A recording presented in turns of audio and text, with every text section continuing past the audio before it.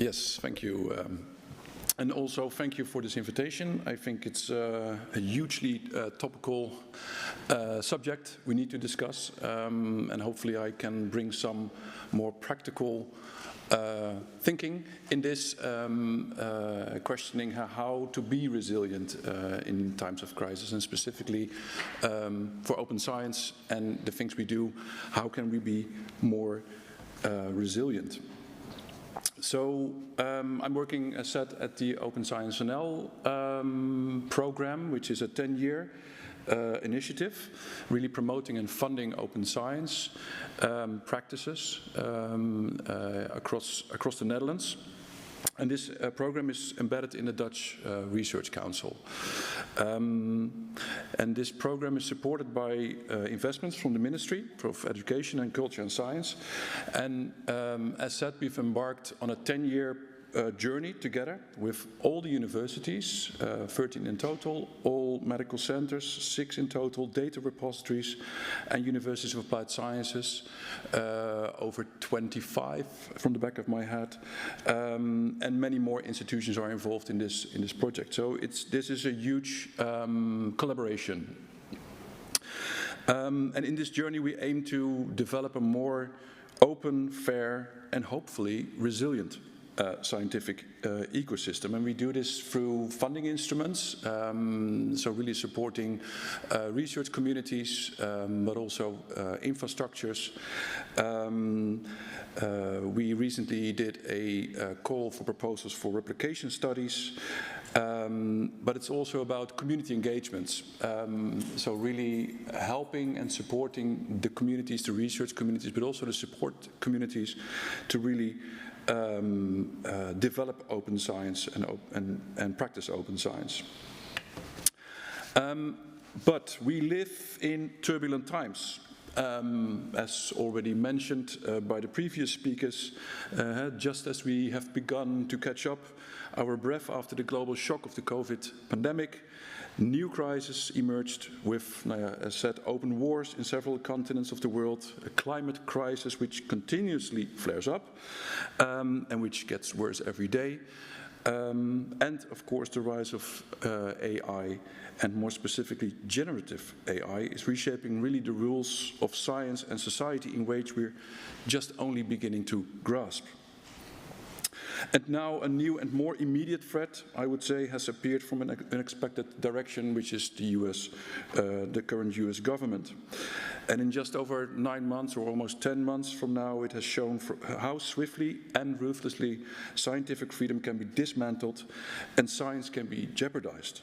Research organizations are being dismantled, funding is being slashed, scientific terms or terms of study are being censored, and universities are being pressured to conform. And if they don't, they could face severe consequences. And the impact is already visible. Mass layoffs, distortion of research findings, and immediate cuts to critical public data and open infrastructures on which the global scientific community depends on. Think of climate data, already mentioned. Think of also PubMed, I guess the most important database with millions and millions of articles in the life and health sciences. And this isn't a slow erosion. It's a rapid disruption. Perhaps the most alarming part of this all is how fast this is happening. And this slide shows a number of statements and actions that have recently been published in the last couple of months by Dutch research stakeholders.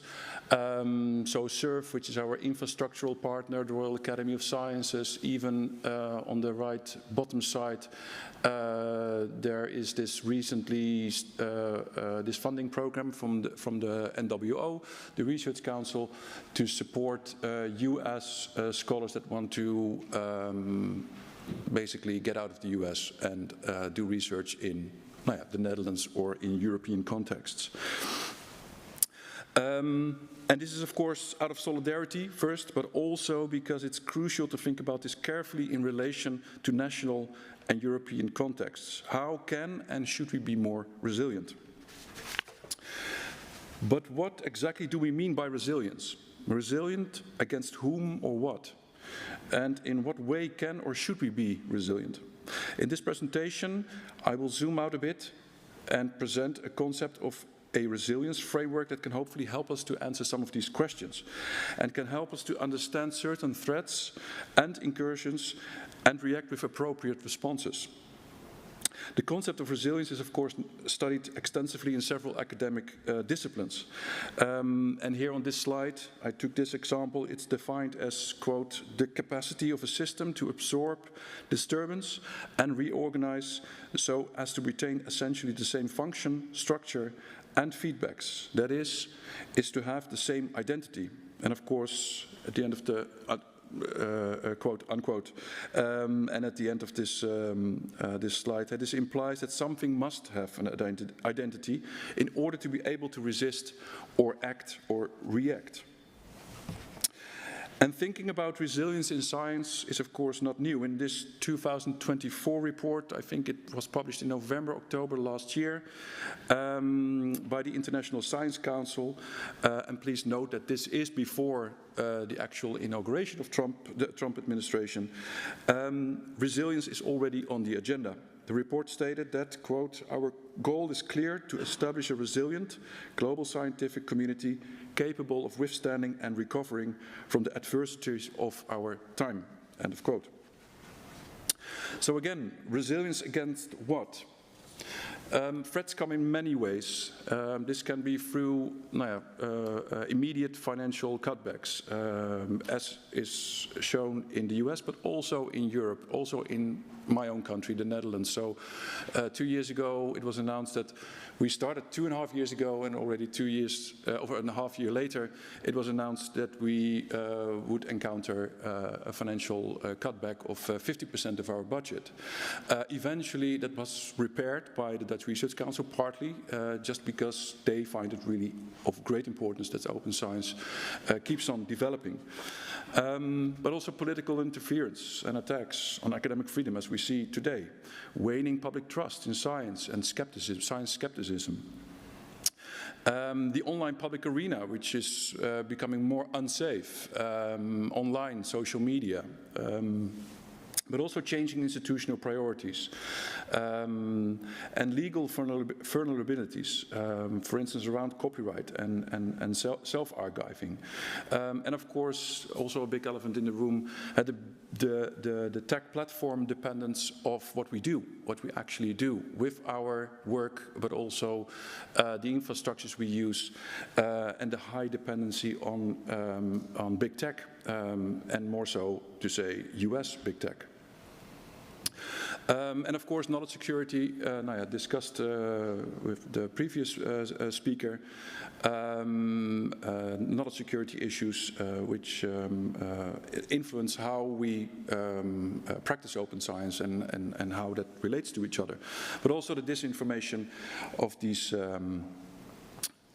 what is now happening on different platforms, but also the paper mills and the things we see there. And not to say the least, the influence of AI already mentioned, and the increased influx of generated papers to publishers coming from almost everywhere. And I remember I was here also, not here in this room, but in the other room, in February during the OA 2020 meeting. Maybe some of you have attended that meeting as well. I know Adam was there, and Cameron, you were there as well. And there was this panel by the people that work in the research quality and research integrity departments of the publishers. And all of them were just really expanding on personnel. Some of them have teams like 100+ people that are working on this specific issue. So that's really, really an issue, because we at the end pay also the price as a system to create workarounds. And I believe we can see the current developments with AI as extremely geopolitical, almost comparable to an arms race. Together with my colleague Jeroen Bosman, who probably is now in the online environment somewhere, hello Jeroen, from Utrecht University, I wrote this blog about open science and resilience this spring, 2 months after the inauguration of of the Trump administration. And the main reason was the direct attack on science in the US by this administration. And this blog describes 50 threats, incursions, and also 50 resilience initiatives organized in 5 groups: funding, research infrastructure, academic freedom, safety of members of the academic community, and disinformation and science skepticism. Though the events that took place in the US have been the initial motivation for this blog post, we of course face numerous other challenges, and also globally, as has been said by the previous speakers as well. It's not only about the US, it's also happening here, and so our view should be much broader. In this blog post, we have presented a framework to think about resilience in relation to open science in a more structured way. So we can identify 5 stages of threats and intrusions, namely a potential threat, an actual threat, encounter or attack, an incursion, and destruction. But there are also 5 phases to withstand these different threats, so to say: prevention, protection, resistance, withstanding, and at the end, if there's something has been destroyed, there is the repair, the need to repair. And this really creates a layered approach to counter threats effectively, hopefully. And all these different actions create resilience. And these actions can take shape through the open systems we use, the communities that collaborate, under which conditions these communities collaborate, and the individuals who take up the challenges to start actual rescue operations, because there are many. I added this, that's Dutch. Chris, you can understand this. Weerbaarheid en veerkracht. It's sort of untranslatable. If you put it into the AI machine or Google Translate, it only gives you resilience. But there is a difference. On the left side, it's really countering this, and on the right side, veerkracht is more how to absorb and also react into a positive direction. But it's really about the systems we use and the communities that engage with these attacks, incursions, these threats, and the individuals, as said. So what we did in the blog post is also to look at what kind of strategies do we have, and to order them using the same structure as in the slide before. So prevention, it's really about maybe looking for the mutual interest, but also creating mutual interest of the parties involved. And that leads to, of course, shared agreements and maybe contracts. It's also about protection. So, for instance, creating this double wall, so maybe two-way authenticating stuff. So that's very practical. This sovereignty question, which is now also highly on the agenda, that maybe leads to more control, but also it leads to maybe boundaries. So that should be discussed and really looked into in more detail. Then the actual resistance, really fighting back. As an individual, you can fight back, but maybe that's not very productive. But can we find solidarity amongst the stakeholders involved, and how can we collaborate in that area? But it's also about withstanding through creating redundancies in the system. So not rely on only one instance, one infrastructure, one data, but really have a federated approach. And then repair. We use UGAT, which is an Indian word, an Indian phrase, make do, translatable as make do, really actionable, and do with, as you can see on the picture, with what you have, and create repair actions. And this, of course, needs resources. But again, resilient against what? So in the rest of this talk, I will really zoom in on the threats that come from financial stress and dependencies for mainly the open research infrastructures and the open science infrastructures and the dependencies we see there.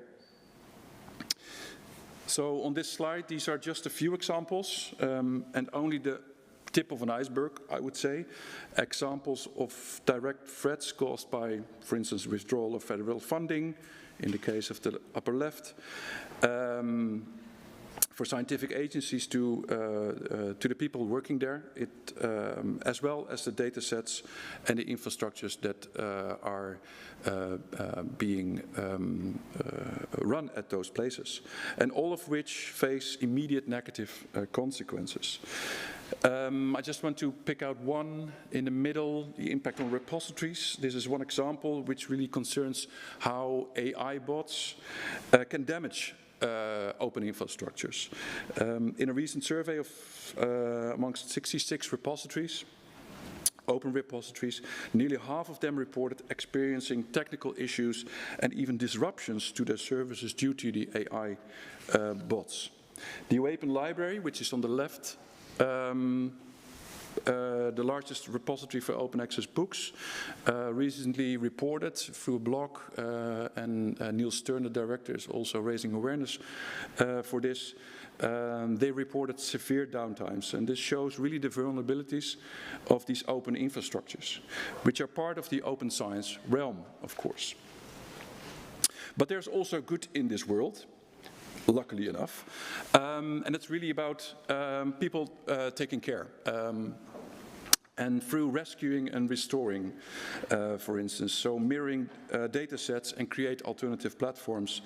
And I just want to give a shout out to the Data Rescue Project, which is an extremely important initiative that took the responsibility to secure scientific public data. And it's run by and for the community and really relying on voluntary labor.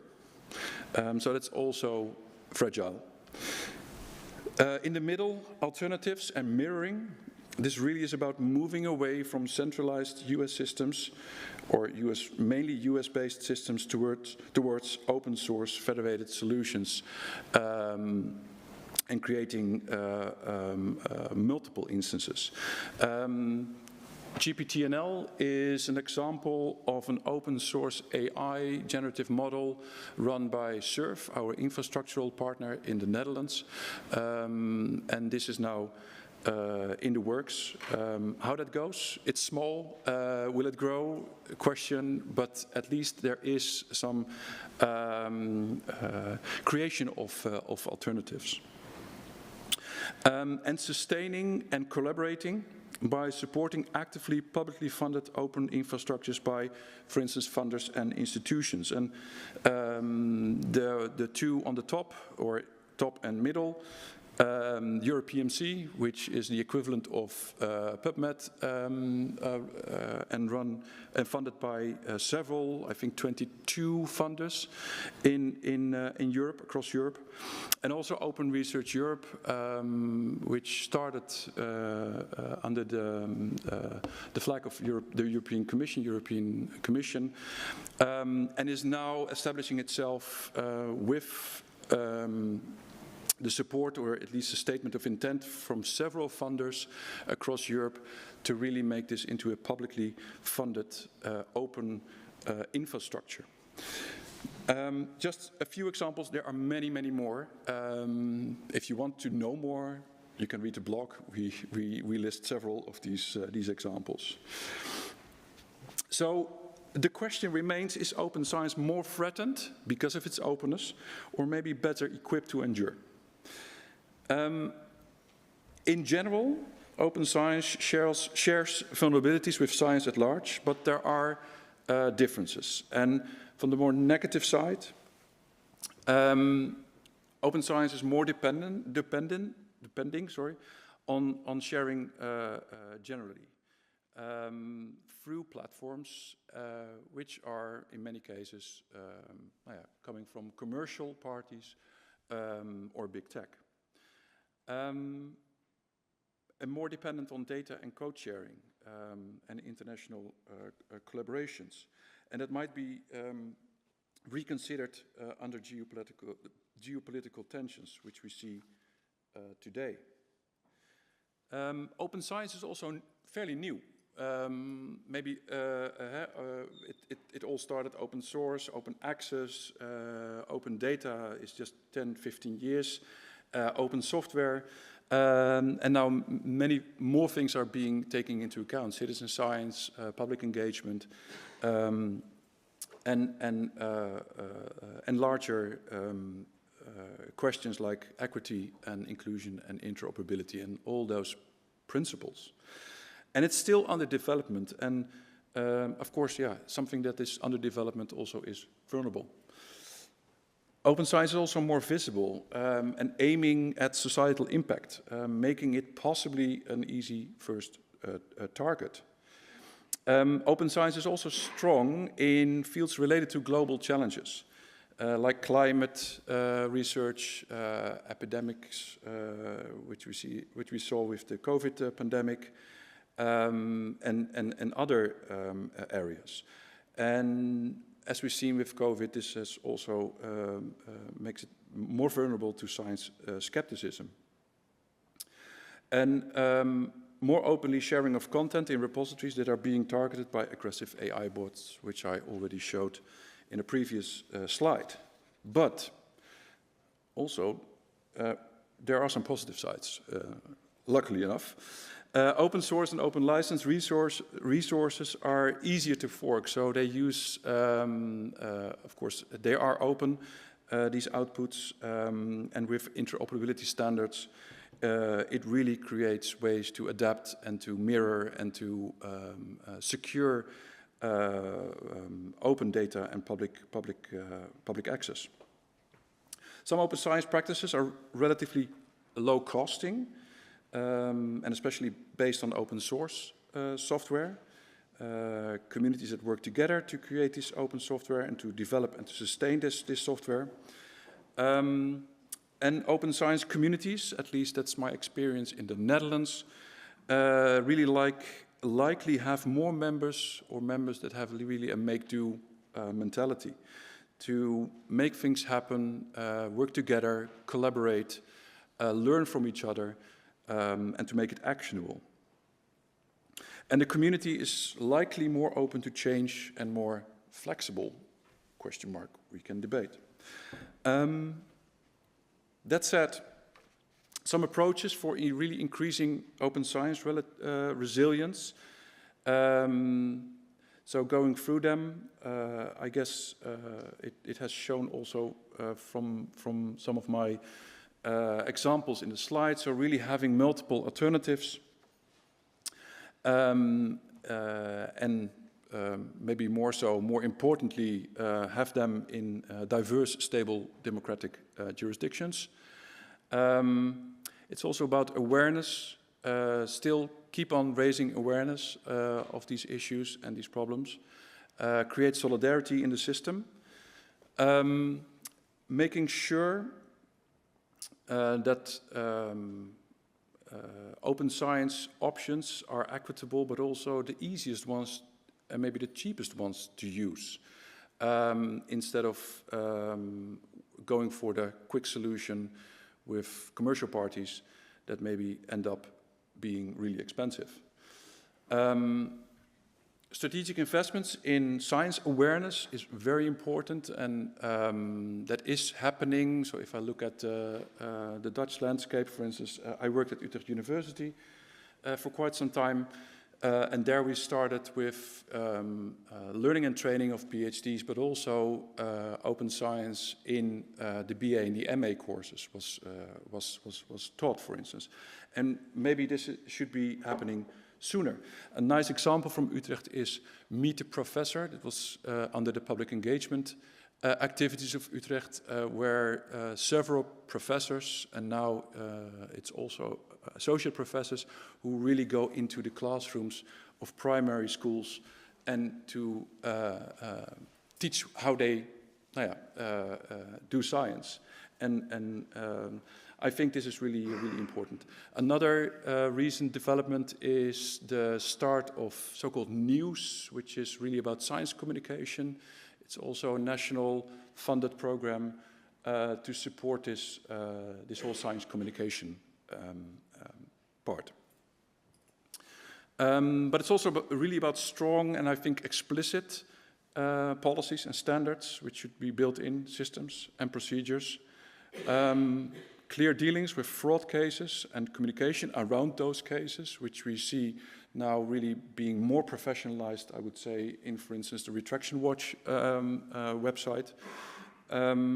Making sure that science is transparent, but also can be trusted, of course. And open science not as an optional add-on, but really as default and expected or required practice. Now it's very much ad hoc in many cases. So, a way forward. I think what's really needed is collective action instead of passive compliance. And by this collective action, this can really be multi-layered. And with that I mean meaningful collaborations between institutions, but also the libraries, funders, nationally, but also, of course, internationally. I was wondering how many libraries or people from the libraries do we have here? Okay, researchers, or consider them researchers, okay. Funding bodies, other institutions, and which are those? Just. Hamilton Open Science Office. Okay, okay. Support staff, so yeah. Climate research and supercomputing and Okay. repository, so we got the data right, and we got many issues you just mentioned. Yep. Okay. Nurture solidarity, so and prepare legal frameworks which can really support also safeguarding academic and public values, but also personal safety.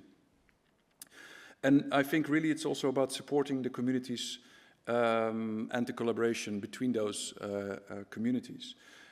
We need really to build strong alliances and enable those communities to really keep practicing open science. But also prioritizing infrastructure sovereignty and redundancy and resilience, but also training. I hope I have shown the importance of this with my talk and with my slides.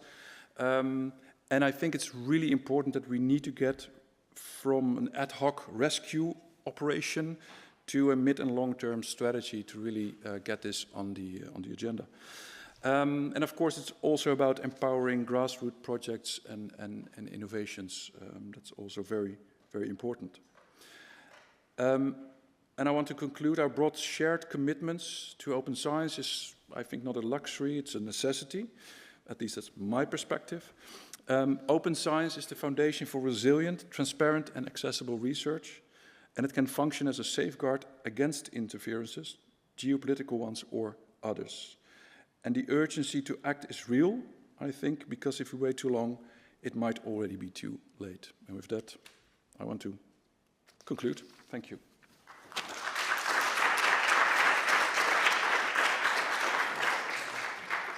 Many thanks, Jeroen. So I already see there's a question over there.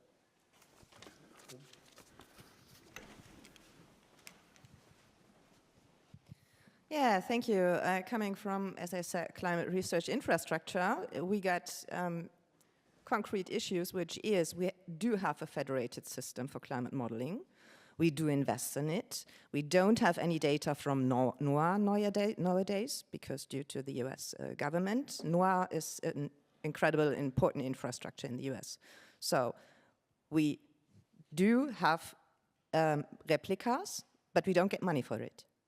So the problem is, everything you said, I will support in principle, but at the end, if you want to have the data, what you said is data rescue is an, it was an individual. It is like private persons trying to save data around the world. That cannot be the approach. And my question is, what do we do if, let's say, kind of governments become our enemies? Because this is what may happen in Germany as well on a federated level.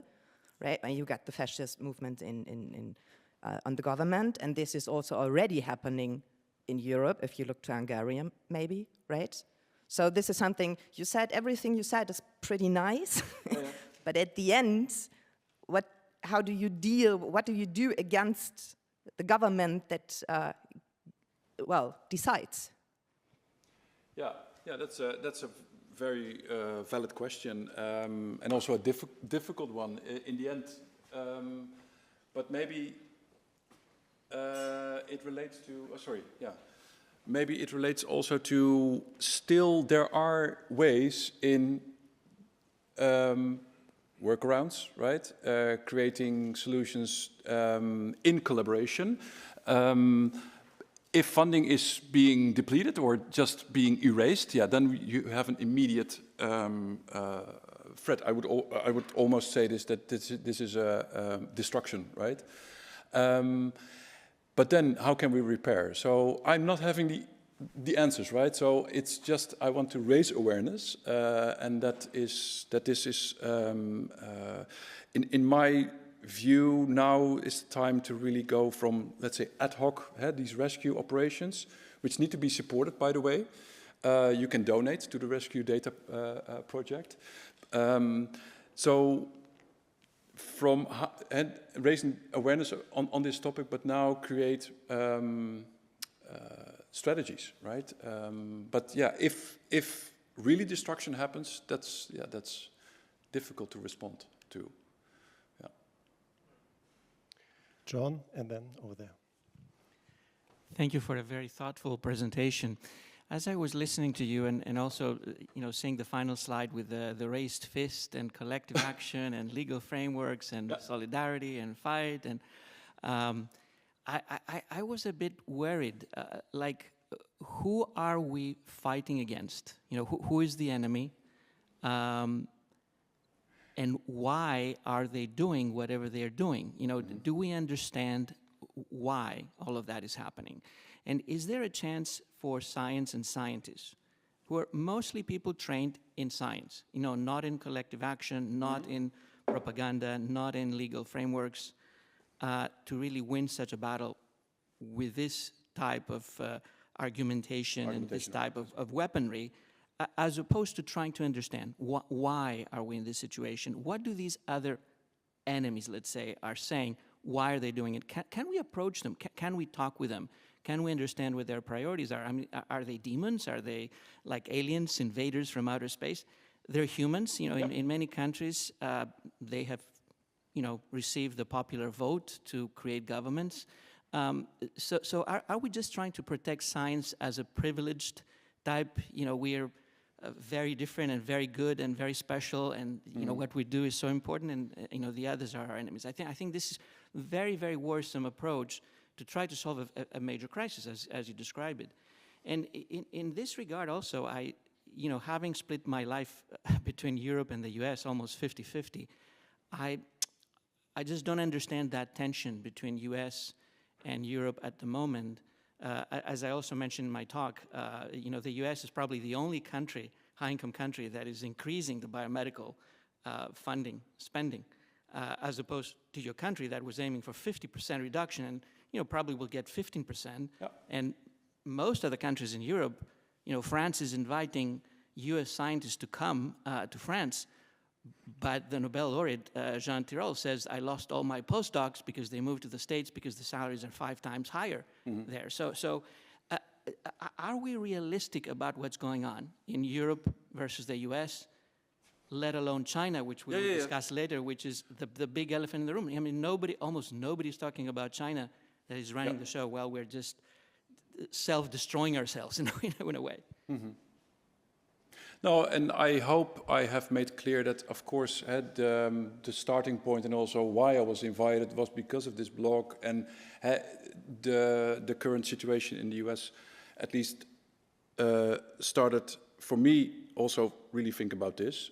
But I hope I have made it clear that it's not only about the US, right? It's really about these questions and also the dialogue, I think, between the continents, or it's also about China and other players. So I really want to stress that it's sort of, it has functioned as a catalyst, I would say, what's happening in the US, to raise these questions, right? So, but there should be a dialogue. But my question would then be, is a dialogue possible? Question mark. I'm completely for a dialogue, an open dialogue, but that's, I guess, what we need to see, how that will go and how that will happen.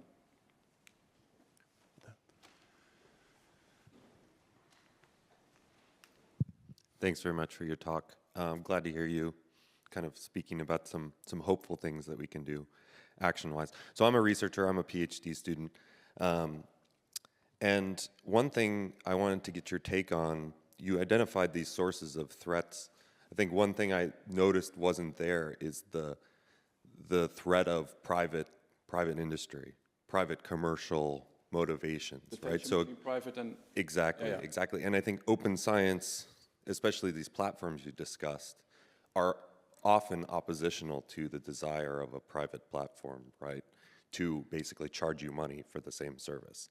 And so one example of this, which played out in the last few years, is Twitter, right? Twitter was a fantastic tool, especially for this kind of grassroots organization, and efforts to now replace it, since it seems clear that the algorithms are not allowing this type of openness anymore, like Mastodon, Blue Sky, seem to have not been so successful. So it's kind of dual question. First, this concept of how do we navigate the tension between this private industry motivational landscape and, you know, if I was a Twitter executive, a strategy executive, I would say, we're going to do everything we can. We're going to spend all the money to destroy these open science platforms, right? And destroy, not in the form of asking Trump to take away their cookies, but destroy in that I'm going to invest in a way to outcompete them on all fronts, right?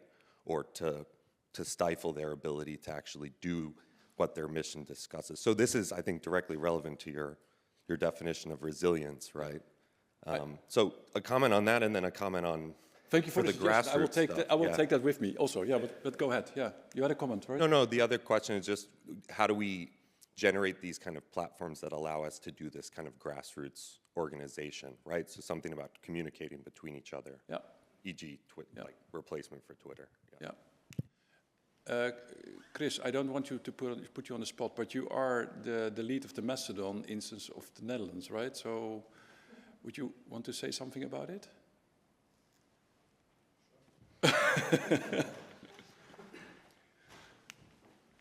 I think we have time for some further questions, don't worry.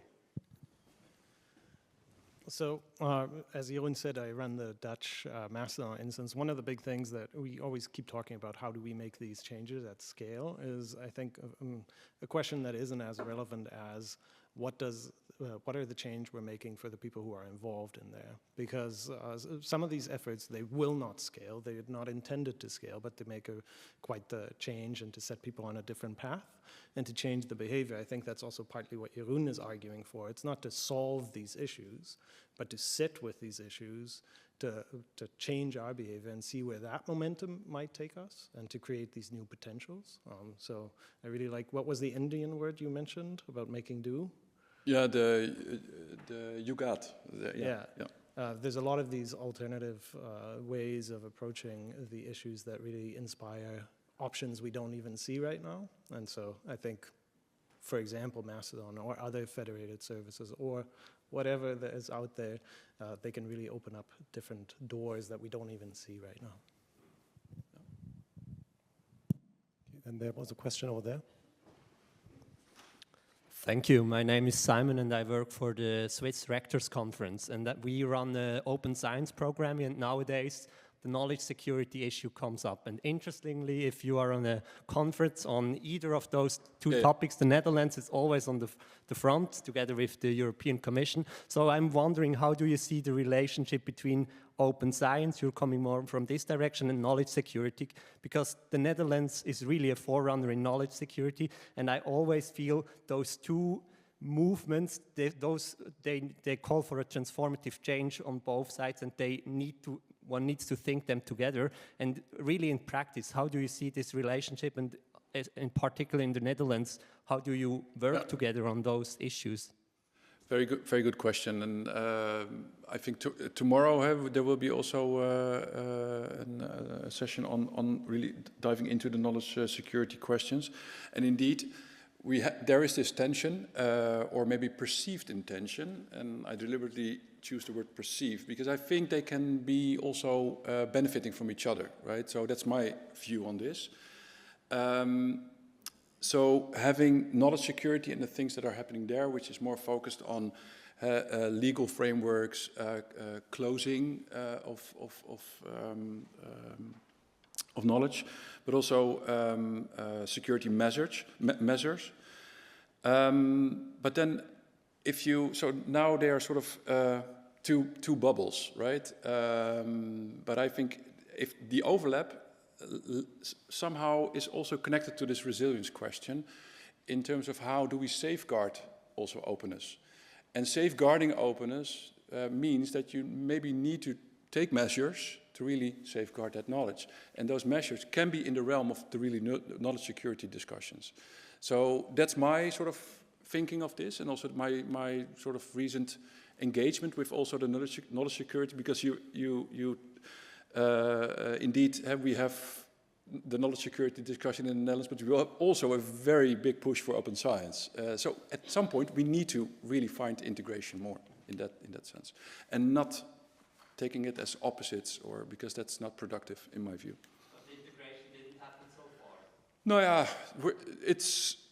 we come from different backgrounds, and that needs to happen more, I think. Yeah, true. One last question over there.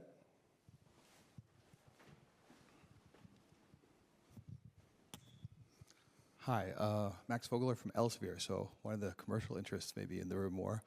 I just wanted to say that global governance of science exists in tension. You have institutions that are universities that are usually funded locally through tuition or local government. You have funders that are national and have priorities in basic research and mission-driven research. And then you have publishers who are geographically independent and think globally based on disciplines, so what their editors do and where their submissions come from. And I think as we think about this dichotomy between commercial interest and openness, you have to remember that, especially for those companies working within the scientific space, we want good science to be good. And resilience also means putting lots of eggs in lots of baskets and being able to say, how can we make sure that we have a framework that is responsive to the needs of science globally? Yep. And I think for us, it's also a question of making sure that as we move forward, and I mean, we've responded to the needs of the community. We're now the second largest open access publisher in the world. As we need to also realize that we're part of this global system, and that as we're trying to establish certain practices in one country, everybody's moving at a different speed. And also global publishers can be a positive force in that sense, because we try to scale globally and try to take those interests into consideration. So I just wanted to say that. Yeah, agree. So I would say, looking at the time, many thanks again to both speakers of this slot. And now we are ready, I hope you are ready for lunch. Just outside and through the entrance hall and then downstairs. We will meet here again at 2 p.m.